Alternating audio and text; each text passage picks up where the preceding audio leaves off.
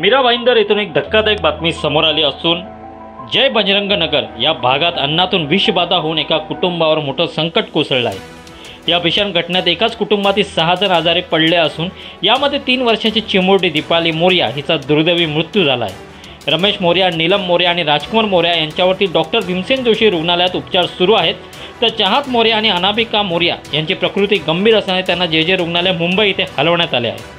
विषबाधेचं नेमकं कारण अद्याप समोर आलेले नाही, त्यामुळे पोलिसांनी प्रकरण संशयास्पद मानून फॉरेन्सिक तपासणी सुरू केली आहे। या घटनेचा तपास वरिष्ठ पोलीस निरीक्षक जितेंद्र कांबळे यांच्या मार्गदर्शनाखाली सुरू असून पुढील तपासासाठी पोलीस प्रयत्नशील आहेत।